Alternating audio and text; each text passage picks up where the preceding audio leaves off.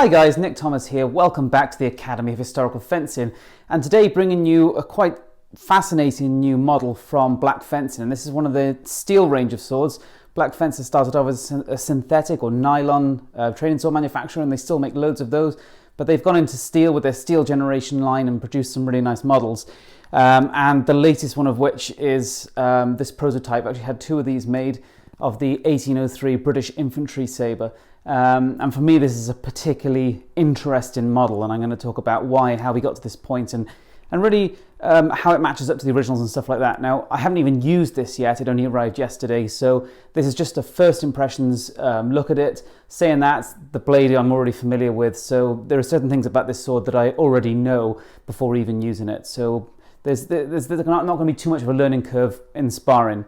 But I will do a proper review video once full testing has been done. So this is just an overview of the model and a first look. Now, the 1803 British Infantry Sabre is one of, if not my favourite swords of all time. And I talk about it a lot because I absolutely love it. I'm a huge lover of Napoleonic swords anyway, and I like a lot of the different swords that were used at the time, from sabres to spadroons and broadswords and hangers and cutlasses and all sorts. But the Infantry Sabre 1803 model, or 1803 pattern, is absolutely one of my favourites. And I wanted to get it recreated for a long time. Now, how we got to this point is, initially with Black Fencer, I worked with them. I have no financial connection, but I have an interest in getting the best training swords possible. So I helped them out with designs and ideas and specifications and stuff like that. And I helped them get their synthetic sabre up to the current V5 1796 infantry specification, and it's based on original swords that I own, others that I've handled, and a lot of information that I've collected along the way. That then led to the steel version of the same sword, this is the current generation of, which is very nice. They made a few improvements to this. Incidentally, this is a new one that arrived yesterday. The grip shape is more rounded, doesn't have the solid square edges on the edge anymore. It's got a bit more glove space, and the blade geometry is slightly improved. And the quillen, which was a bit weak on the first models, the quillen's been strengthened, which is nice. So overall, this one's been improved nicely as well. And it's important to note that we call this the 1796 Infantry Sabre. There wasn't a 1796 regulation Infantry Sabre, but it's the best term for it because it was used unofficially and eventually officially by some officers, and it was based on the 1796 light cavalry, but it was usually smaller and lighter. So calling it the 1796 infantry, it's not an official designation, but it fits it quite nicely. And anyway, that's the steel, their first steel generation sabre that we helped them develop, and it's designed to match the synthetic very closely. After all, they're both based on original swords, to be something typical of what is not a regulation sword. Going on to the 1803, the 1803 was the first regulation sabre, brought in for the British infantry. So that makes it pretty significant. And it was introduced in 1803, which means it was used all the way through the Napoleonic era, which is an area of particular fascination of mine. And a lot of people who study British swordsmanship work on Napoleonic stuff, such as Roworth and Angelo and Mathewson, that kind of thing. So it's really, really important in that regard. Also worth noting that the 1803 style was used in the Navy by many Navy officers, and it was also copied in America for American officers as well. So it had more use than just the British infantry. This type of guard, we would call it a slotted hilt, and it actually goes back to about the 1860s and was popular with the British and the French, and instead eventually the Americans and a few others as well. But yeah, this is a slotted type construction, and it offers a nice bit of extra protection over a stirrup, particularly as the thumb and the index finger are particularly vulnerable at times. So it's a nice bit of extra protection, whilst also making it a lot fancier, but also still really easy to wear. So it doesn't have a big bulbous hilt that's stuck out on your side. So it's almost as comfortable to wear as a stirrup and easy to access for the draw, but it has a good solid bit of extra protection there, and space to add in loads of extra details, such as the Royal Cipher. And this one you can see has a grenade here, so this is a grenadier officer's sword. And overall, as I said, absolutely one of my favourites. Now, in terms of recreating it, there was no blade standardization on this model whatsoever. It was a standardized hilt, relatively speaking, because there are a few tweaks sometimes on a few oddities you'll see between different examples, but overall, this is a pretty typical example. and the blades could therefore vary quite a lot, just like the non-regulation sabres that came before them. And therefore, what I wanted to do was what I did with the 1796 infantry model, just use that same blade, because I wanted those parameters nailed down as a kind of typical infantry sabre, even though it's a non-regulation type. And if anything, I went slightly above average on the length, just to take into account that on average we are taller than people were back then. So they're within the historical range, absolutely. You will find infantry sabres of that time from blade lengths as low as 72 centimetres or something like around that area, which is about 27 inch roughly, which is very short. And you'll find them all the way up to cavalry length, which is around 83 to 84 centimetres, about 33 inch. So you will find a massive variety. And to give you an idea of that variety, so even within this pattern, the 1803, this one is an 81 centimetre blade. This one is just a 75, so really small, although they did get a bit smaller. And this absolute monster up at 84 centimetres, which is larger than most cavalry sabres in the British Army at the time. So there is an immense amount of variety with this pattern. But this one that I held first is basically my medium length, medium weight example. And I think overall is the best one to kind of aim for, roughly. It doesn't need to be exactly. So when I talk about the Black Fencer steel one that they've made, I'm going to be talking about it mostly in connection to this particular example that I own, which is medium size and weight for the type, if you like. If anything, it's maybe a whisker above the average in length, because as I said, we are a bit taller, so I want to go a little bit above the average for the time. So how does it compare? Well, the obvious thing is it looks incredibly similar. So obviously it's been made of steel rather than brass, and that's a good thing. I mean, this is plenty strong enough to last multiple fights. It is stronger than people think, but it won't last the repeated bash-in of sparring. You know, heavy contact sparring, that will only last... I've used brass scars like that. It'll last maybe a couple of months. This will last years. Dust, sorry. And you can see that the design is basically similar. It's just been simplified because you don't need the royal cipher and stuff. It does the same job. The guard and the grip shape and size have been adjusted slightly to take into account the fact that we use medium to heavyweight gloves. And when I say medium to heavy, I mean medium is Red Dragon gloves, up to the lighter end of heavy gloves like the sparring glove 5-finger model. So yeah, the low end of heavy gloves or medium gloves, and it's taken into account that. So the grip length is adjusted slightly, and the space inside the knuckle bow slightly as well. So obviously it looks pretty sexy curving into the back strap there, but it does limit your glove space because of the finger plates on the little finger especially. So it's just been made a little bit more bulbous to accommodate that glove. And that's really the only compromise that has been made on this training sword over the original. Now, to give you an idea on specification, this original I'm holding is an 81 centimeter blade. This Black Fencer is 80.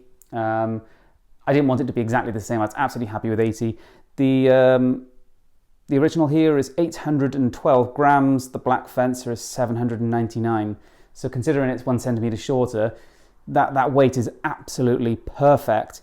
Now the balance is a little bit further back, but only a smidgen at 13 centimeters as opposed to 15 on this. But again, it's 1 centimeter longer, and the extra grip length and guard strength does add a little bit of weight on that hilt there. That said, this 1803 has a 12.7 centimeter balance. So the Black Fencer still balances further forward than my slightly smaller 1803. So as you can see, oh, by the way, the weight on this one is 763 grams. So the Black Fencer is in between weights on my smallest 1803 and my medium, and it's towards the closer end of length of the medium spec one. So as you can see, the weights, the blade length, the balance, it's within historical parameters, which means you're not getting a sword that compromises in some way for your training. You're getting a sword that represents the original, which is just absolutely fantastic. And that's no easy thing. I've had lots of swords made, even just of stirrup hilt types, that have come nowhere near the specifications we really needed. So, yeah, with this, still getting some dust from old antiques. You're getting a sword that is very, very close. Incidentally, how it compares to the 1796 Black Fencer steel is it's about 60 grams heavier. So this is 799 and those are in the kind of 730 something range. Obviously there's a few grams here and there between individual examples, but yeah, about 60 grams extra. The balance comes back 1 centimeter. This is 13 as opposed to the 14 centimeters on the 1796. So it balances just a fraction closer to the hand, still being in a historical range, and adds that 60 grams here in the hilt, which obviously adds a nice bit of hand protection.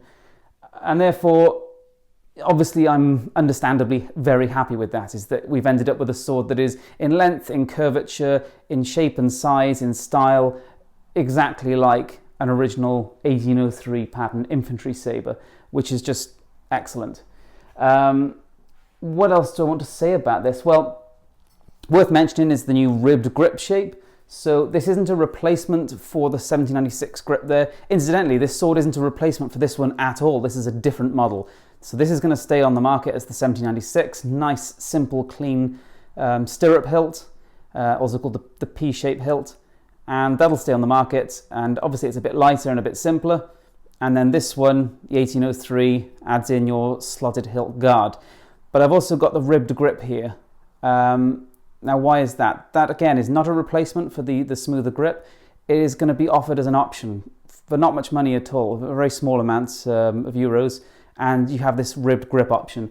Well, as much as this grip is absolutely fine, some people find it slips a little bit. I mean, nobody's ever happy with any grip type, in my opinion.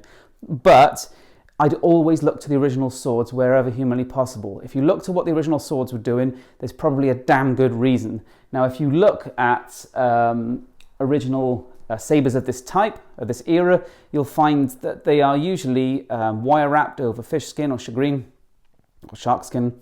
And even when they're not wire wrapped, so if you take, for example, the 1796 Light Cavalry Trooper's sabre, that doesn't have wire wrap, but it still has the ribbon as if it was going to have wire wrap. It's just only the officers had the wire wrap on them. And now that ribbon was obviously there for a reason. It's not just there for the wire wrap or an effect of fitting wire wrap. They obviously wanted that rib. And that's no surprise, because slippery grips are not a good thing. And losing your sword in combat was a major concern, which is why sword knots became quite common, where you have usually a buff leather, but it can be other fabrics, loop of material that comes from the guard, and you can loop it around your wrist before you grab the sword, and it allows you to get a greater purchase on the sword. And also, if you lose your grip, it just hangs from the wrist, and also allows you to fire pistols. That's also noted for that purpose as well. So, you know, losing your grip is a major concern. So this ribbed effect actually has simulated the grips of the originals, whether wire wrapped or not. So that should, and I haven't used it yet, but I'm pretty sure just from handling it, it should really, really help with the grip.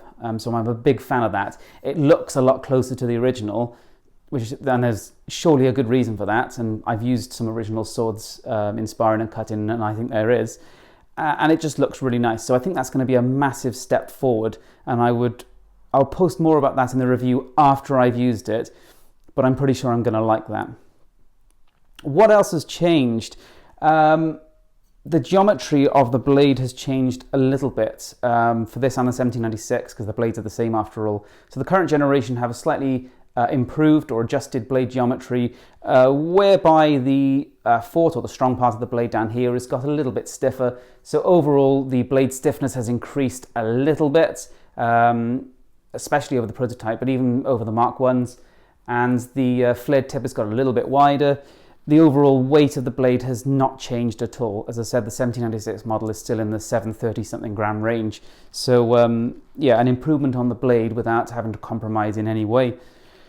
Okay, so also I have got the engraving or etching on the blade. That's a common inscription found on Napoleonic era blades, so that's a nice feature to put on. It also identifies the sword as mine.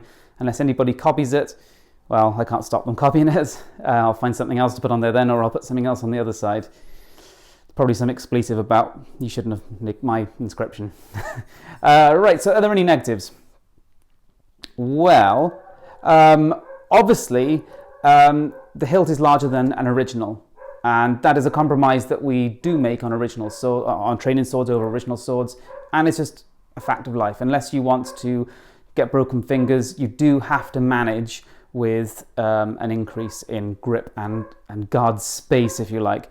But I don't think it's really compromised the handling particularly badly at all. As I said, the balance is still 13 centimeters, which is completely respectable, and I really like. So anything else? Well, not really. I've got to go and use it. As I said, it's just a first impressions video, but you know, it seemed like we were in a, it didn't seem like we were in a massive dry spot just a few years ago where there was like no sabers available. You know, the stuff that was good went out of production, like the Regeni and the Red Dragon Eastern Sabre, and there wasn't much else. And suddenly we got things developed with Black Fencer and other stuff came out, and you know, you got the new Eastern Sabres for doing the latest Gymnasium bull hilt stuff. And now we've got a stirrup hilt sabre, which is bloody good, and now an 1803, which is an iconic British infantry sword, and I am a huge fan of. So I think this is going to be a really, really nice sword. And in terms of sparring with it, well, it doesn't hit any harder than the 1796 model, so in terms of contact levels, you already know that. In fact, with a 1 centimeter balance further back, it should hit a whisker lighter. The thrust is quite safe with a nice bit of flex. So, and the hand protection is a nice bonus. After all, the points of contact that you get hit most on in Sabre are here. So you're getting hits particularly on the thumb and sometimes towards the index finger there, but the thumb is the big exposed point, and the slotted guard does add a nice bit of protection there. So, you know, I think it's a big step forward. And you might think, is this excessively fancy as a guard? Well, not really, because that's just been cut from a flat piece of steel. So really all that is like having a narrow bowl that's had slots cut in to lighten it. So it's kept the weight down whilst giving good coverage, which is just like the original does. So it's not that fancy at all, because it's one piece of steel cut to that shape. So it's not excessively fancy, even though it does look kind of fancy. Anyway, there you go. Am I waffling on? Yes, because I love the 1803 pattern sword. I absolutely adore it. That's why I've got 3 and I would like more, and I'm looking for more always. The fact that we've now got a training sword that resembles it is wonderful, and this is not a custom sword. I have specifically asked Black Fencer to not make this a custom sword. I want it off the shelf, available, as much as their swords are off the shelf, and it's going to be for a small extra cost, and they're going to release that soon. But you're talking over the 1796, the slotted guard is going to add something in the region of 15 to 20 euros, and the grip maybe 10 to 15 or around that level. So it's not going to add much. And there you go. The 1803 Sabre, I will post some sparring videos soon, and I will post a review video once I've done some proper thorough testing. But if the 1796 is anything to go by and it has the same blade and grip, yeah, it's going to be very, very nice. So thanks for watching. I hope you enjoyed the video, and keep a lookout for sparring videos. If you haven't subscribed already, please do so.